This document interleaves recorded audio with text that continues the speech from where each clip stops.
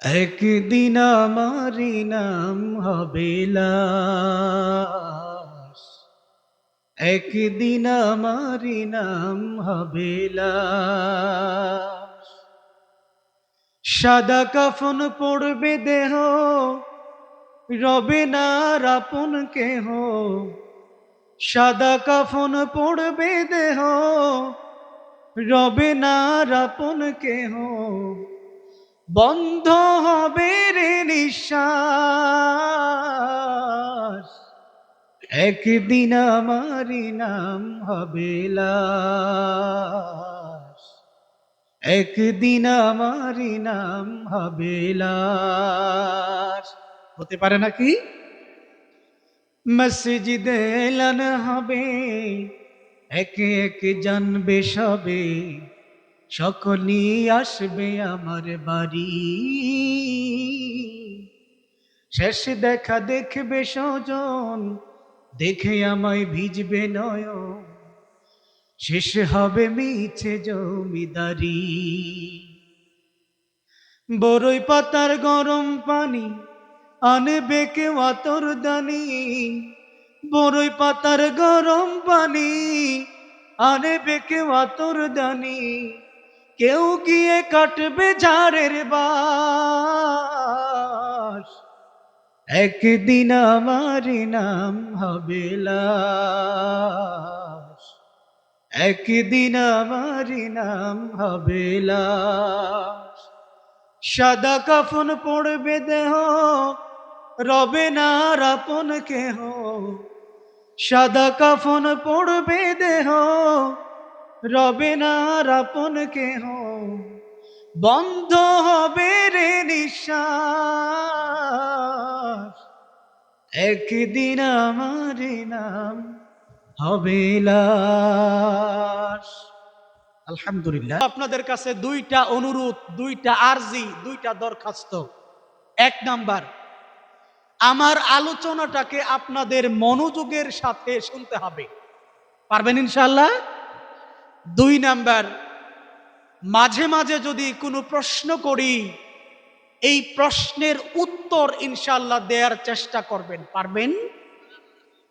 যদি মনোযোগ দিয়ে কথা না শুনেন তাহলে হবেটা কি? একটা গল্প মনে হয় গত বছর বলেছিলাম, আজকে আবার স্মরণ করায় দেই সংক্ষিপ্তভাবে।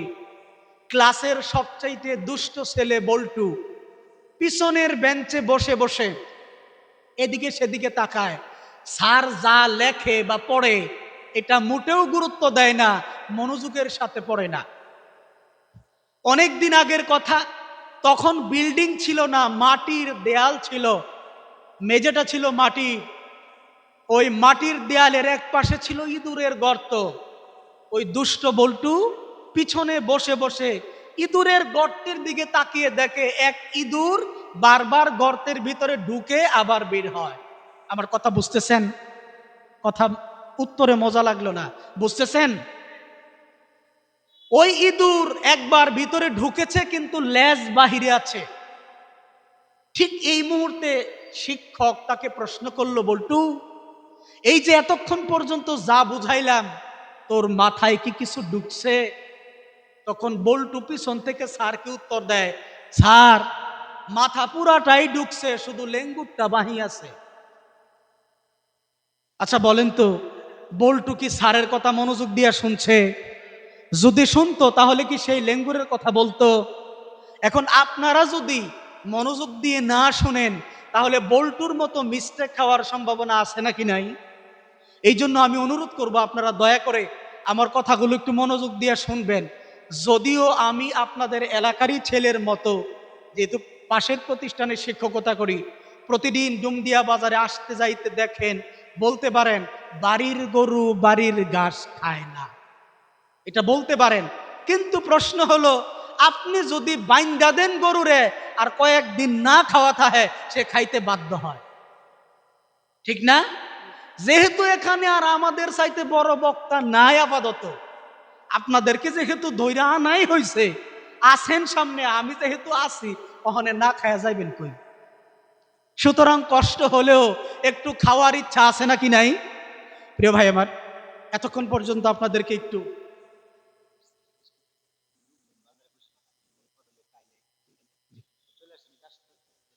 সম্মানিত ভাইরা আমার, আপনাদের জন্য একটি শুভ সংবাদ। আজকের মাহফিলের প্রধান মেহমান, প্রধান বক্তা হযরত মাওলানা আব্দুল্লাহ আল মামুন, উনি ইতিমধ্যেই আমাদের মাঝে চলে এসেছেন। তিনি ঘরে বিশ্রামরত অবস্থায় আছেন। আপনারা যারা এখনো রাস্তা ঘাটে আশেপাশে বসে আছেন, একটু দেরি করে আসার চিন্তা করছেন, অনুরোধ করছি দয়া করে আমাদের এই সভামঞ্চে চলে আসুন ইনশাআল্লাহ। মোহতারাম হাজরিন, আপনারা লক্ষ্য করেছেন আমি আমার খুতবায় কোনো আয়াত বা কোনো সূরা পড়ি নাই। লক্ষ্য করছেন কি? এটা শুধু বেসিক যেটা ইন্নাল্লাহা ওয়া মালাইকাতাহু ইউসাল্লুনা আলান নবী, এটা আমরা সবসময় পড়ি, এটার উপরে কখনো আলোচনা হয় না। আমি কোনো সূরা বা আয়াত পড়ি নাই। এর কারণ হলো আমি একটা সূরা তিলাওয়াত করব। আমি চাচ্ছি এই সূরাটা আমিও তিলাওয়াত করব, সাথে সাথে আপনারাও তিলাওয়াত করবেন। এমন সহজ একটা সূরা তিলাওয়াত করব, ফলে লাভটা হবে কি? সম্মানিত ভাইরা আমার, আল্লাহর রাসূল বলেছেন, কোন ব্যক্তি যদি কুরআনুল কারীম তিলাওয়াত করে অথবা শোনে, প্রত্যেকটা হরফের বিনিময়ে তার আমলনামায় 10টি করে নেকি আল্লাহ লিখে দেবে। সুতরাং আমি আপনাদের সম্মুখে যেই সূরা তিলাওয়াত করব, এটা যদি আমার সাথে আপনারা সাথে সাথে তেলাওয়াত করেন অথবা মনোযোগ দিয়ে শোনেন, ইনশাআল্লাহ হতে পারে হবেই হাদিস সাক্ষী, আল্লাহ রাব্বুল আলামিন আমাদের আমলনামায় প্রত্যেকটা হরফের বিনিময়ে 10টি করে নেকি লিখে দেবেন। সুবহানাল্লাহ পড়েন। কিছুটা এলোমেলো ভাব মনে হচ্ছে, বাচ্চারা দৌড়াদৌড়ি করতেছে, মনে হয় যেন বিয়ে বাড়ি। আমি অনুরোধ করছি ভলান্টিয়ারদেরকে, বাচ্চাদেরকে বের করে দেন, ওদের এখানে থাকার দরকার নেই। ভাই একটু কষ্ট দিব, একটু জিকির করেন লা ইলাহা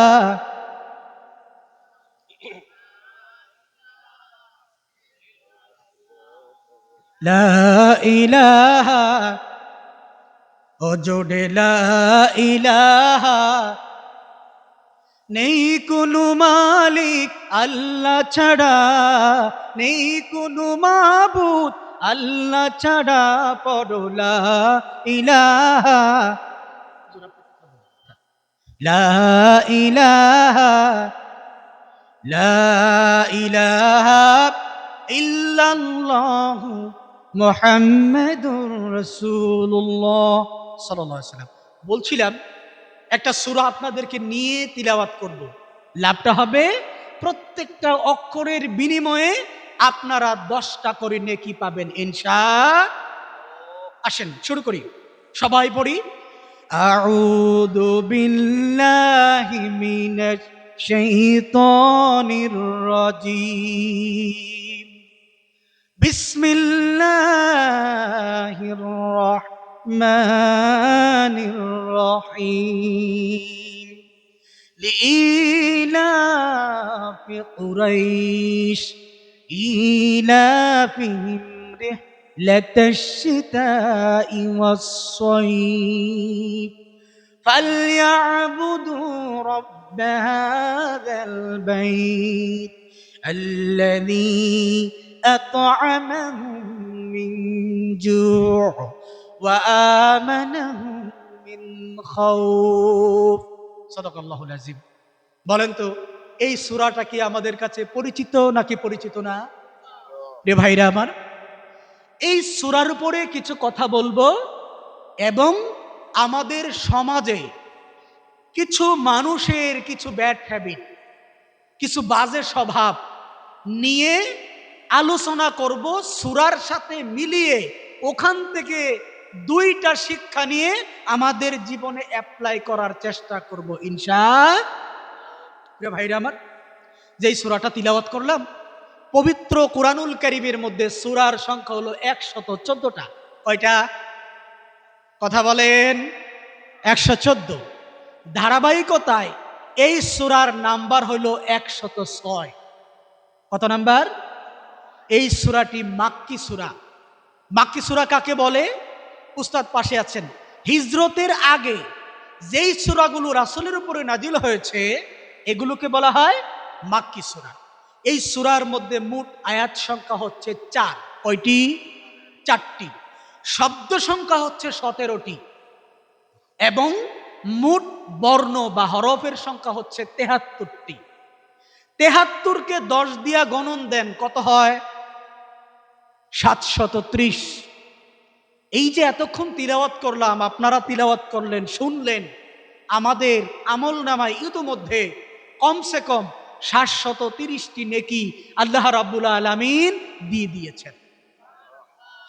এই সূরার প্রেক্ষাপট, শানে নজুল ব্যাখ্যা বোঝার জন্য আমাদেরকে চলে যেতে হবে আল্লাহর রাসূল সাল্লাল্লাহু আলাইহি ওয়াসাল্লামের নবুয়তি জীবনের প্রথম দিকে।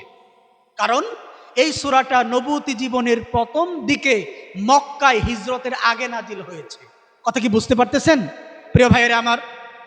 আল্লাহর রাসূল সাল্লাল্লাহু আলাইহি ওয়াসাল্লাম যখন জন্মগ্রহণ করেন তখন আরব দেশের শাসন ব্যবস্থা ছিল গোত্রতান্ত্রিক শাসন ব্যবস্থা, এবং আরব দেশে তখন সবচাইতে বড় গোত্রের নাম ছিল কুরাইশ গোত্র।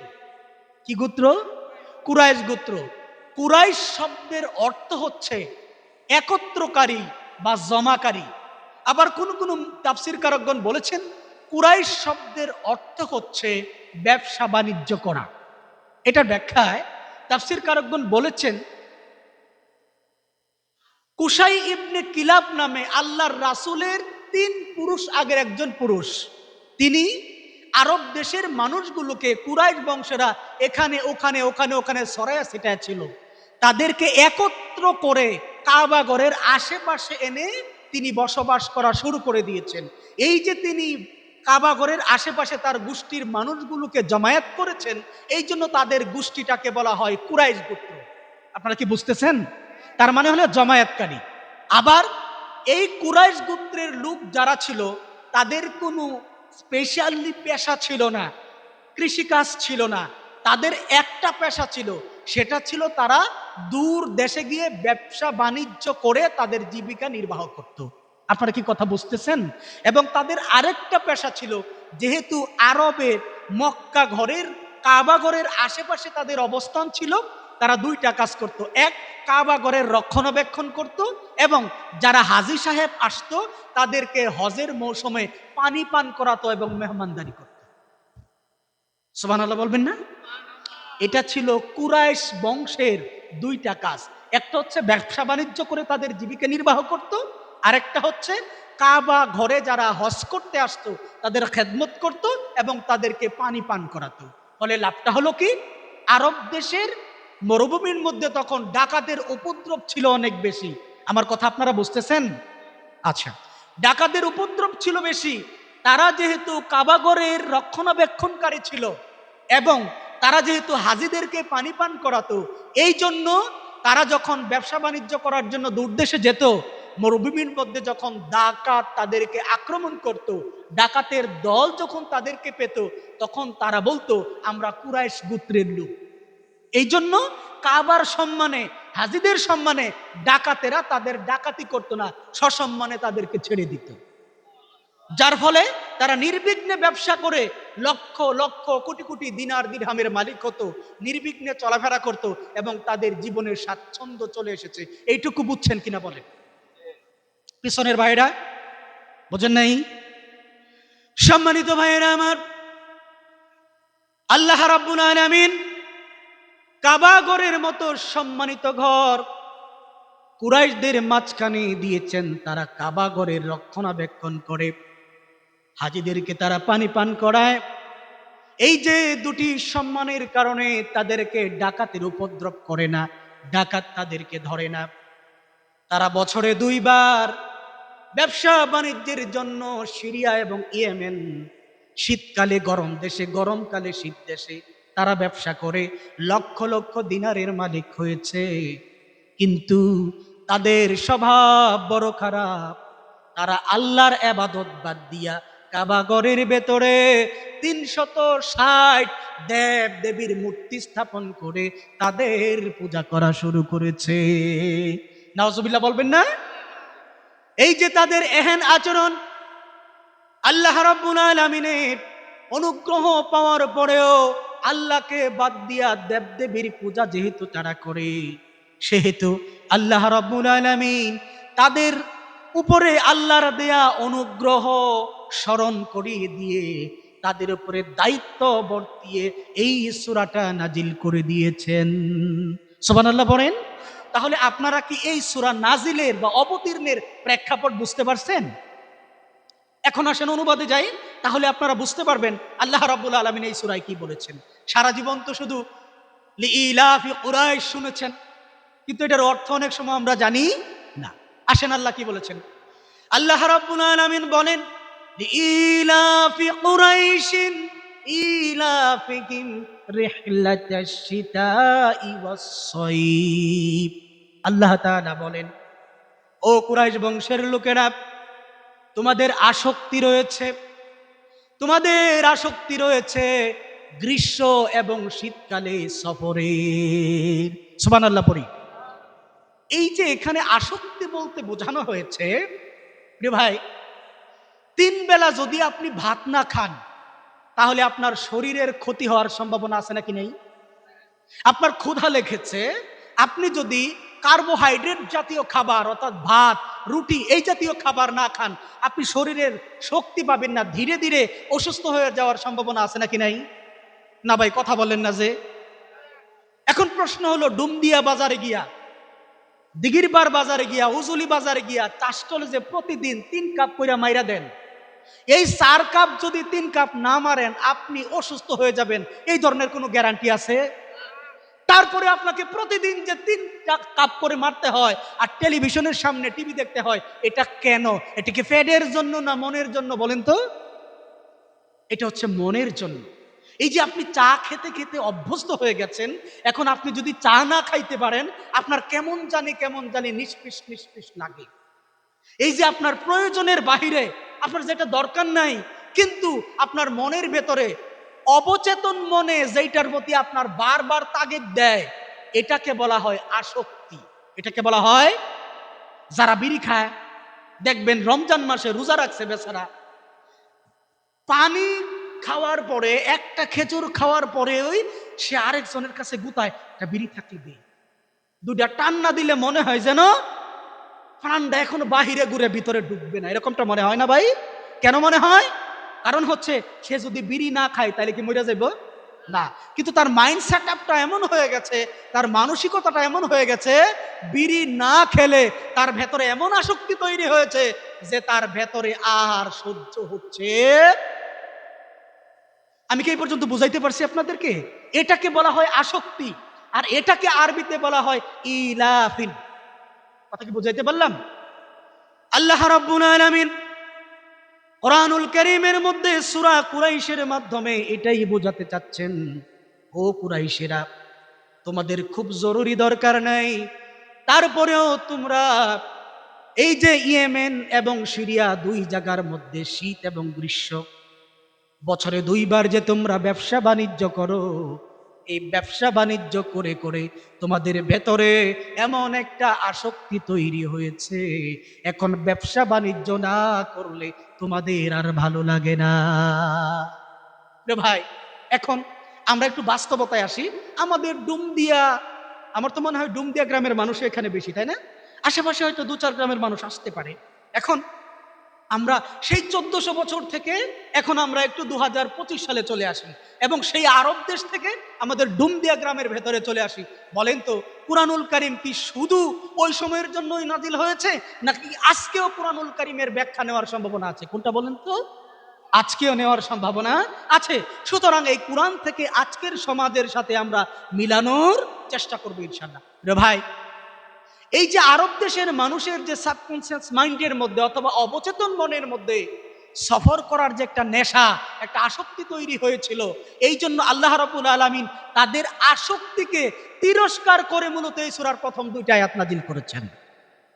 আরব দেশের কুরাইশদের যেরকম আসক্তি ছিল, ব্যাড হ্যাবিট ছিল, আমাদের সমাজের মানুষের মধ্যে আসক্তি বা ব্যাড হ্যাবিট আছে নাকি নাই? ব্যাড হ্যাবিট মনে হয় বুঝেন নাই মুরব্বীরা, মানে হলো বদ অভ্যাস। কি অভ্যাস? বদ অভ্যাস। আসেন আমি আপনাদের সামনে কয়েকটা উদাহরণ দেই, একটু মিলানোর চেষ্টা করেন আপনাদের এই এলাকার মধ্যে এই ব্যাড হ্যাবিট বা বদভ্যাস বা আসক্তি আছে কি নাই। আমি তো এখনো বলি নাই, আপনারা আগেই বলে লাইছেন। প্রে ভাই আসেন, প্রথম নাম্বার আসক্তির নাম হচ্ছে আমার উস্তাদের হাতে মোবাইল। শিশু, কিশোর, বৃদ্ধ, আবাল, বনিতা, ঘরের মানুষ, বাইরের মানুষ, মসজিদে, মাদ্রাসায়, মক্তবে, বাজারে, চাষটলে, এমন কোনো জায়গা নাই, এমনকি টয়লেটে বসে পর্যন্ত মানুষ মোবাইল চালায়। আমি কি ভুল বললাম? যারা ইন্টারনেট ইউজ করে, যারা Facebook, YouTube, Twitter, Instagram, TikTok এইগুলো দেখে, এমন অবস্থা হয়েছে 1 মিনিট সময়ও যদি পায় তার হাতটা চলে যায় মোবাইলে, সাথে সাথে ফেসবুকে। আপনারা যারা ময়মুরব্বী আছেন, আল্লাহ আপনাদেরকে বাঁচাইছে। আপনারা যারা জাফানি ইঞ্জিন আছেন, জাফানি ইঞ্জিন, এখনো পর্যন্ত আমার উস্তাদের আমি দেখি সাইকেল দৌড়ায়া যায়। আর আমরা সাইকেল দৌড়ানো তো দূরের কথা, মাঝে মাঝে মোটর সাইকেল আমাদের গাড়ে চড়ে, এটা জানেন? বুঝেন নাই মনে হয়। পাংচার হয়ে গেছে অথবা তেল শেষ হয়ে গেছে, তখন ঠেইলা নিতে হয় না ভাই? আমার একবার হয়েছিল ওই বৈদ্যায়, বলেন তো বৈদ্যার ঘরের যে উজুলি জায়গা, এটা কি এইরকম টাইপের না? মোটর সাইকেলকে আপনি যখন এদিকে এইভাবে টানার চেষ্টা, উপরের দিকে ঠেলার চেষ্টা করবেন, আপনি বুঝবেন দিনটা কয়দিনে আয়, মাসটা কয়দিনে যা। কথা বুঝছেন? আমরা ইয়ং মানুষ পারি না, হাঁপায়, অথচ আমার উস্তাদ জাপানি মেশিন এখনো সাইকেল দিয়া চড়ে। আপনারা যারা ময়মুরব্বী আছেন, আমার কাছে সবচাইতে ভালো লাগে, সবচাইতে আনন্দ লাগে যখন দেখি মুরব্বীরা একসাথে বসে বসে একে অপরের মুখের দিকে তাকিয়ে কথা বলে। আর আমাদের ইয়ংরা, আমাদের যুবকরা এত আসক্তিতে পেয়েছে মোবাইল যে তারা 5 জন একসাথে বৈশা মোবাইলের মধ্যে চ্যাটিং করতেছে, একজনের মুখের দিকে আরেকজন তাকায় কথা বলার সুযোগ তাদের হচ্ছে না। আমি কি ভুল বললাম? এই চ্যাটিং, এই যে ফেসবুকিং, এই যে মোবাইলিং, এই যে ইন্টারনেট ব্রাউজিং, আমাদের যে আসক্তি পেয়ে বসেছে, এই আসক্তি কি আমাদের সমাজে আছে নাকি নাই? রে ভাই, এই মোবাইল আমাদেরকে যে কি ঝামেলায় ফেলাইছে। আমার আম্মা, আমার মার কথা বলতেছি, আমার মা আগে মোবাইল বুঝতো না। আমার ভাইয়ের বাসায় গিয়ে টেলিভিশনে ইউসুফ জুলেখা দেখছে। আপনারা দেখছেন ইউসুফ জুলেখা? ইরানি একটা মুভি ইউসুফ জুলেখা। তখন ওইটা তো হচ্ছে আপনার একেবারে তাফসির থেকে, সূরা থেকে সরাসরি করছে, কিন্তু তো মা তো বই পড়ছে, বইয়ের মধ্যে পড়ছে ইউসুফ জুলেখার কাহিনী, গিয়া দে এটা তো হুবহু মিলে। পরে আমার বাড়িতে কইতেছে, পুত্রে, এভাবে বলে আর কি, পুত্রে, বুঝতেছেন আমার কথা? পুত্রে, আমার ইউসুফ জুলেখা নামায়া দেই মোবাইলের মধ্যে। তখন তো কোটি মোবাইল, ছোট মোবাইল, আমি আনায়া দিছি। আমার মা সারা রাত ইউসুফ জুলেখা দেখে, কয়বার যে খতম দিছে তার কোনো শেষ নাই, যতবার দেখে ততই মজা লাগে। ইউসুফ জুলেখা টোটাল হচ্ছে 8.5 ঘন্টার বেশি, 8.5 ঘন্টার 104 পর্ব, আমি দেখছি কয়েকবার। প্রিয় ভাইয়ের আমার, কেন কথাটা বললাম এই জন্য যে মোবাইলের যে এডিকশন, মোবাইলের যে আকর্ষণ, মোবাইলের যে আপনার আসক্তি, এটা আমরা হুজুররা পর্যন্ত এখান থেকে নিরাপদ। এই জন্য একজন কবি বলেছেন, মোবাইল আসিল কি দোলা লাগিল, পড়াশোনায় মন বসে না। ঠিক না? আমাদের আমাদের মাদ্রাসায় আমি তো দেখি আমাদের ছেলেরা কি করে জানেন? বর্তমানে সরকার এক ধরনের বেঞ্চ দিছে। বেঞ্চটা হচ্ছে ডেস্ক সিস্টেম, উপরে একতলা, নিচে আরেক তলা। এই নিচে বই রাখা যায়। ও কি করে আমাদের দিকে মানে চোখটা আছে, কিন্তু মোবাইলটা তলে তলে চালাইতেছে, আমরা বুঝতেই পারি না সে কি মোবাইল চালায় নাকি। খুব বিপদের মধ্যে আছি। এই জন্যই কবি বলেন, মোবাইল আসিল কি দোলা লাগিল, পড়াশোনায় মন বসে না। পেটে ভাত নাহি থাক, পরন কাপড় নাহি থাক, পেটে ভাত নাহি যাক, পরন কাপড় নাহি থাক, মোবাইল ছাড়া দিন চলে না। মোবাইল আসিল কি দোলা লাগিল, পড়াশোনায় মন বসে না। ভুল বলতেছি? রাত 12টার পরে বন্ধু যখন ফোন করে, দু চোখেতে ঘুম আসে না। ভুল নাকি ঠিক? রাত 12টার পরে বন্ধু যখন ফোন করে, দু চোখেতে ঘুম আসে না, রাত জাগিয়া ফোনে চ্যাট করিয়া ফজরের সময় ঘুম ভাঙে না। মোবাইল আসিল কি দোলা লাগিল, পড়াশোনায় মন বসে না। প্রিয় ভাইরা আমার, এই মোবাইলের যে আসক্তি, এই আসক্তি কি ভালো আসক্তি নাকি খারাপ আসক্তি?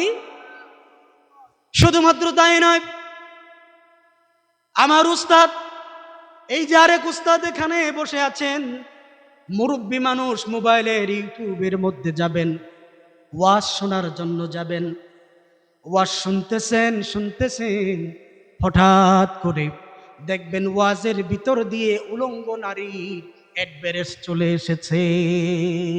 ভুল বললাম? আপনি গিয়েছেন ভালোর জন্য, আপনি ওয়াজ শুনতেছেন, বিভিন্ন বক্তাদের লেকচার দেখেন, ইতিমধ্যেই উলঙ্গ নারীদের, বেহায়াপনা নারীদের ছবি চলে এসেছে, অ্যাডভার্টাইজ চলে এসেছে। আপনার অনিচ্ছায় চোখের একটা জিনায় আপনি পড়ে গিয়েছেন। প্রিয় ভাইয়েরা আমার, আমাদের সমাজের মধ্যে এই যে মোবাইলের আপনার আসক্তি, এই আসক্তির সবচাইতে বড় ক্ষতি করেছে মোবাইলের মাধ্যমে পরকিয়া। নিজের ঘরে বউ রেখে পাশের বাড়ির ভাবের সাথে মোবাইলে কথা বলে, নিজের জামাই রেখে আরেক বেডার সাথে কথা বলে, এই রকম ঝামেলা আপনাদের সমাজে আমার মনে হয় নাই। ও বন্ধু আমার, এই মোবাইলের কারণে 3 সন্তানের মা, 4 সন্তানের মা হাঁটুর বয়সী ভাতিজার সাথে পালায়া চলে গেছে। এই রকম ঘটনা আপনাদের সমাজে না ঘটুক, তামাম বাংলাদেশে ঘটছে কিনা বলেন? শুধুমাত্র তাই নয়, এই মোবাইলের মাধ্যমে, ফেসবুকের মাধ্যমে, সোশ্যাল মিডিয়ার মাধ্যমে পরিচয় হইয়া বাংলাদেশের এক প্রান্ত থেকে অপর প্রান্ত পর্যন্ত ছেলেটা মেয়ের বাড়িতে চলে যায়, মেয়েটা ছেলের বাড়িতে চলে যায়। ইদানিং আরেকটা ট্রেন্ড চালু হয়েছে, প্রবাসী, বিদেশি, চাইনার মানুষ, অন্য দেশের মানুষ বাংলাদেশে মোবাইলে প্রেম করে চলে এসেছে। শোনেন না এরকম ঘটনা? শুধুমাত্র তাই নয়, এই যে পরকীয়া, এই যে প্রেম, আপনি তো মনে করতেছেন ভালো জিনিস, কিন্তু এটা দিয়া কেমন ক্ষতি হচ্ছে একটা উদাহরণ দেই। কয়েকদিন আগে ইউটিউবের মধ্যে দেখলাম বাংলাদেশের এক মেয়ে ইন্ডিয়ার এক ছেলের সাথে মোবাইলে পরিচয় হয়েছে। ইমুতে কল হয়, হোয়াটসঅ্যাপে কল হয়, এরকম হতে হতে দুজনের মধ্যে গভীর রিলেশন।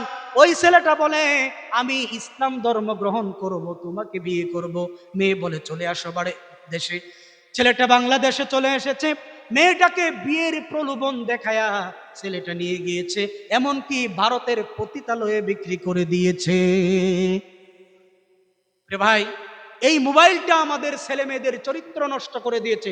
শুধু এটাই নয়, বরং মোবাইলের কারণে আত্মহত্যার প্রবণতা দিনে দিনে বেড়ে যাচ্ছে। এই পরকীয়ার কারণে মানুষের সংসারগুলো দিনে দিনে দিনে দিনে ভেঙে যাচ্ছে। আমি কি ভুল বলতেছি না কি ঠিক বলতেছি? এগুলি কি আসক্তি না? আসক্তি মানে হচ্ছে এমন জিনিস যেটা আপনার জন্য একান্ত প্রয়োজন নয়, বরং আপনার মনের চাহিদা মিটাতে আপনি যেটা ব্যবহার করেন, এটার নাম হচ্ছে আসক্তি। আমি কি বুঝাইতে পারতেছি না? আপনাদের মনোযোগ পাচ্ছি না গো ভাই। এই যে ভাইয়েরা মনোযোগ হচ্ছে না, ওনারা এদিকে সেদিক তাকায়। প্রিয় ভাই, এবার আসেন আমি আরো কয়েকটা উদাহরণ দিয়া আমরা শিক্ষায় চলে যাব। আমার সময় মনে হয় কাছাই আসছে। আচ্ছা, তাহলে প্রথম নম্বর আসক্তি হচ্ছে মোবাইলের আসক্তি। দ্বিতীয় নম্বর আসক্তি হচ্ছে মোবাইলে পরকীয়ার আসক্তি। তৃতীয় নম্বর আসক্তি আমাদের যুব সমাজের মধ্যে আছে, এটার নাম হচ্ছে সেলফি আসক্তি। কি আসক্তি? মুরব্বীরা সেলফি বুঝেন? বুঝেন না? ফুলাফানে দেখছেন বিভিন্ন জায়গার মধ্যে এরকম কইরা মুহেরা বেহায়া যে ছবি তুলে, দেখছেন? এটার নাম হলো সেলফি, মানে নিজে নিজে যেই ছবি তুলে, এটা তুললে হাইরে ওই সাথে সাথে আপলোড মেরে দেয় ফেসবুকের মধ্যে। এখন এই যে ফেসবুকের মধ্যে আপনি সেলফি দিছেন, এটা দোষের কিছু নয়, কিন্তু অনেক সময় এই ছবিটা আপনার ক্ষতির কারণ হয়ে যেতে পারে। বিশেষ করে আমাদের বোনেরা যদি সেলফি তুলে ফেসবুকে আপলোড করে, তাহলে তার এই ছবিটা তার সম্মান হানির কারণ হয়ে যেতে পারে। বর্তমানে যুগের নাম হচ্ছে এআই এর যুগ। কিসের যুগ? Artificial intelligence. এই বেটা, হুজুর মাফ করবেন, এই হুজুরের ছবি দিমু, উনারে উলঙ্গ করে ছাইরা দিব, নাউযুবিল্লাহি মিন যালিক। কথা বুঝছেন নাই মনে হয়? এই হুজুর এক নায়িকার সাথে নিয়ে লাগাই দিব। তো আমার এলাকার সরলা অবলা বোন, সে তো এত কিছু বুঝে না, হয়তো দামি একটা মোবাইল পাইছে, কোনো একটা চমৎকার জায়গায় গিয়ে ছবি তুলছে, সাথে সাথে আপলোড করে দিছে। এই ছবিটা এলাকার দুষ্ট বুলাপানে ডাউনলোড করে এআই দিয়া উলঙ্গ বানায়া ওই মেয়েটাকে মেসেঞ্জারে বলবে, তোমার অশ্লীল ছবি আমার কাছে আছে, এত টাকা দাও, নাইতে কিন্তু পাবলিশ করে দিব। কথা বুঝছেন নাই? এইভাবে এই মেয়েটাকে ব্ল্যাকমেল করতে পারে। শুধুমাত্র তাই নয়, এবার আসেন ছেলেদের কথায়। আমাদের সমাজে, আপনাদের সমাজে মানুষের ভালো দেখলে চোখ লাগে এমন চোখ ফুরা মুখ ফুরা কিছু মানুষ আছে নাকি নাই? কথা বুঝেন নাই মনে হয়।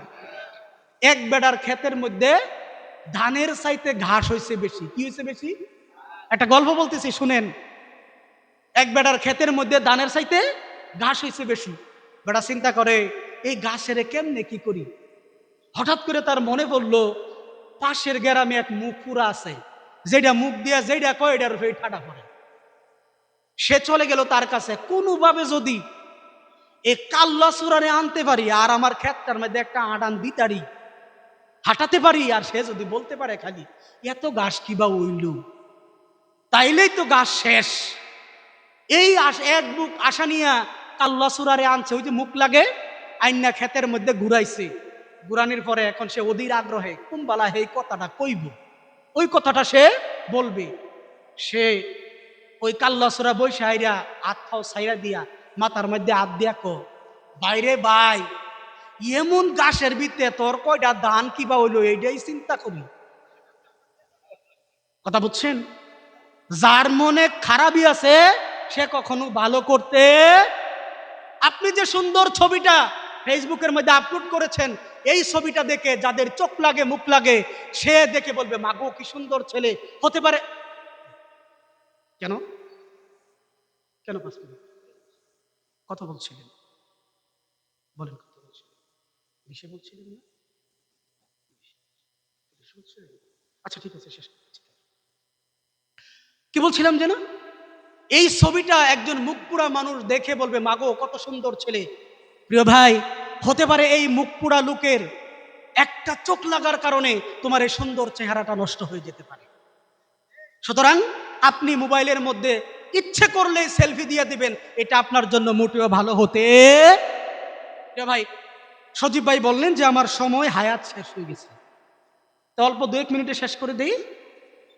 না, আমি আপনাদের কথাই বাড়াতে পারবো না, কর্তৃপক্ষের সিদ্ধান্ত আসল সিদ্ধান্ত। আচ্ছা দেখেন, তাহলে আমরা আসছিলাম আপনার কি বলে, ওই যে মোবাইলের সেলফি বাজির আসক্তি, টিকটকের আসক্তি, এগুলির ব্যাখ্যা ছিল, বলতে পারতাম, বলবো না। অনলাইন গেমস আসক্তি, পর্নোগ্রাফির আসক্তি, মাদকাসক্তির আসক্তি, ইত্যাদি ইত্যাদি সব আসক্তি বাদ দিয়া একটা আসক্তির দিকে চলেন যাই। এইটা হইল বাজারের মধ্যে চাষটলের মধ্যে বইয়া নামাজ পইরা আইসা এক কাপ চা, এক হাত বিড়ি, বড় স্ক্রিনের মধ্যে সিনেমা দেখতেছে আর আরেক বেটার গিবত করতেছে। এইরকম দৃশ্য আপনাদের এলাকায় আছে নাকি নাই? এইটাও কিন্তু একটা আসক্তি, এটাও কিন্তু একটা আসক্তি। প্রিয় ভাইরা আমার, তাহলে আরব দেশের মানুষের এরকম আসক্তি ছিল, আমাদের সমাজের মানুষগুলোর মধ্যে এরকম আসক্তি আছে। এখন আল্লাহ তাদেরকে আসক্তি কাটানোর জন্য কি বলেছেন, এটা আমাদের জানা দরকার আছে নাকি না ভাই? সম্মানিত ভাইরা আমার, আল্লাহ রাব্বুল আলামিন কুরাইশ বংশের মানুষদের আসক্তি কাটানোর জন্য বললেন, ও কুরাইশেরা, তোমাদের এই যে আসক্তি, দেশে দেশে সফর করার আসক্তি, এইগুলি বাদ দাও।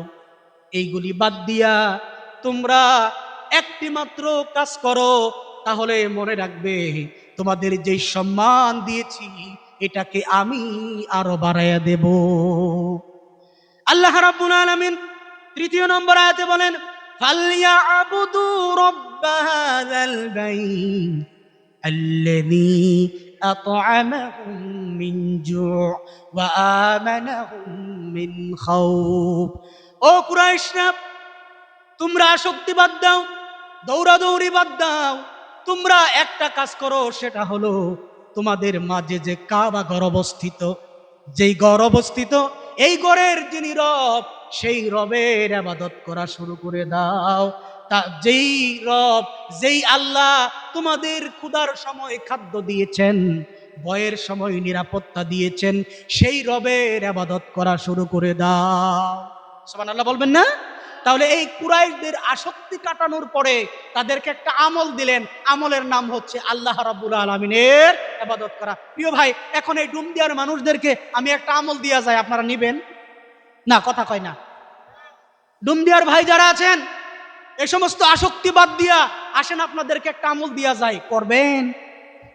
কথা বলে না, করবেন? আসেন। আল্লাহ রাব্বুল আলামিন বলতেছেন হাদিসে কুদসি, আল্লাহর রাসূল বলতেছেন, আল্লাহ বলতেছেন, কি বলতেছেন? এই হাদিসটা বলে শেষ করে দেব। হাদিসটা এসেছে ইবনু মাজার 4107 নম্বর হাদিস। আল্লাহ বলতেছেন,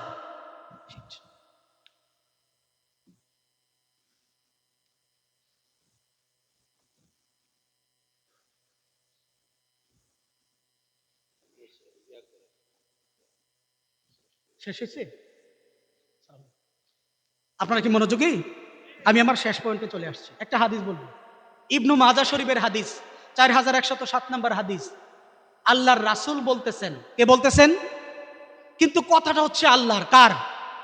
আল্লাহর রাসূলের জবান মুবারক দিয়ে কথাটা আল্লাহর। তাহলে এটা গুরুত্ব দেওয়া দরকার আছে নাকি নাই? কথা বলবেন না প্লিজ, শুনেন। আল্লাহ বলতেছেন, ইয়া ইবনে আদম, হে বনি আদম। কাদেরকে বলতেছেন? আমাদেরকে বলতেছেন। কি করবে? তাফাররাক লিইবাদাতি, তোমরা তোমাদের সকল ব্যস্ততাকে বাদ দিয়া আমার ইবাদতের জন্য তোমরা একটু অবসর হও। কি করো? তোমরা তোমাদের ব্যস্ততাকে বাদ দিয়া, আসক্তিকে বাদ দিয়া আমার ইবাদত করার জন্য একটু সময় বের করো। আপনারা বুঝতে পারতেছেন কথা? যদি তোমরা আমার জন্য ইবাদতের সময় বের করো, তাহলে কি করব? তোমাদেরকে দুইটা জিনিস দিব। কয়টা জিনিস? দুইটা জিনিস। কি? আমলা সদরাকা গিনা, তোমাদের অন্তরের মধ্যে প্রাচুর্য দিয়ে ভরপুর করে দেব। সুবহানাল্লাহ বলেন। এটার আরেক ব্যাখ্যা হচ্ছে তোমাদের অন্তরের মধ্যে আমি শান্তি, প্রশান্তি দান করব। সুবহানাল্লাহ বিহামদি। আর কি করব? ওয়া আসদ্দা ফাকরাক, এবং তোমাদের মাঝ থেকে দরিদ্রতাকে আমি দূর করে দেব। তাহলে আপনি যদি আল্লাহর জন্য সময় বের করেন, ইবাদত করেন, তাহলে আল্লাহ আপনাকে দুইটা জিনিস দিবেন। কয়টা জিনিস দিবেন? এক নাম্বার, আপনার অন্তরের মধ্যে প্রশান্তি দিবেন, প্রাচুর্য দিবেন। আর আপনার মধ্য থেকে গরিবী হালত, ফকিরি হালত, দারিদ্রতাকে দূর করে দেবেন। এবার হাদিসের দ্বিতীয় অংশ আল্লাহ বলতেছেন, ওয়া ইন লাম তাফআল, ওয়া ইন লাম তাফআল, আর যদি তোমরা আমার জন্য সময় বের না করো, আমার ইবাদত না করো, তাহলে আমি তোমাদেরকে দুইটা জিনিস দিব। ইবাদত করলেও দুইটা জিনিস, না করলেও দুইটা জিনিস। কি সেটা? আল্লাহ বলতেছেন, মালাআতু সদরাকা শুগলান, তোমাদের অন্তরের মধ্যে কাজের পেরেশানি দিয়া ভরপুর করে দেব। নাউজুবিল্লাহ পড়েন। সারাক্ষণ শুধু কাজ আর কাজ, কাজ আর কাজ। এমন কিছু মানুষ আছে কাজ করতে করতে করতে করতে নামাজের মুঠে সময়ই পায় না। বুঝছেন? এই জন্য আল্লাহ বলতেছেন, তুমি যে কাজ কাজ করো, আমাকে যে সময় দেও না, ঠিক আছে, আমি তোমাকে কাজের ভিতরেই ডুবাইয়া রাখবো। তোমার দুই হাতকে কাজ দিয়া ভরপুর করে দিব। নে কাজ করে, এবার কেমন করতে পারোস? বুঝেন নাই মনে হয়? আচ্ছা, তাহলে আপনি যদি আল্লাহর জন্য ইবাদতে সময় না দেন, আল্লাহ প্রথমেই শাস্তি দিবেন, আপনাকে ব্যস্ততার ভিতরে ডুবাই রাখবেন। দুই নাম্বার শাস্তি, ওয়ালাম আসুদ্দা ফাকরাক, এবং তোমার গরিবী হালত আমি দূর করব না, বরং তোমাকে দরিদ্র হালতের ভেতরেই রেখে দেব।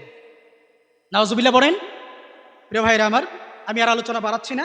আমার আজকের আলোচ্য বিষয় ছিল সূরা কুরাইশ এর আলোকে আরব দেশের কুরাইশদের আসক্তি এবং আমাদের সমাজের মানুষের আসক্তি। বুঝা পাইছেন? কথা বলেন, বুঝা পাইছেন? আল্লাহ রাব্বুল আলামিন তাদের আসক্তি কাটানোর জন্য একটা দায়িত্ব দিয়েছেন, সেটা হচ্ছে কাবার রবের ইবাদত করা। আর ঠিক আপনাদের জন্য আমি একটা হাদিস বললাম, এই হাদিসের মধ্যে আল্লাহ নিজে আপনাদেরকে বলতেছেন, তোমরা আমার ইবাদতের জন্য সময় বের করো। যদি বের করো, দুইটা জিনিস দেব, অন্তর প্রশান্তি দিয়ে ভরপুর করে দেব, গরিবী হালত দূর করে দেব। আর যদি সময় বের না করো, তাহলে আমি তোমাদেরকে ব্যস্ততা ভরপুর করে দেব এবং তোমাদের গরিবী হালত দূর করবো না। মোহতারাম হাজরিন, এতক্ষণ পর্যন্ত যে আলোচনাগুলো করলাম ভাঙাচোরা কণ্ঠে, ভাঙাচোরা এলেমে, এর উপরে আমি সহ আমাদের সকলকে আমল করার মতো তৌফিক আল্লাহ দান করুক। সকলে পড়ছি আমিন। আসসালামু আলাইকুম ওয়া রাহমাতুল্লাহি ওয়া বারাকাতুহু।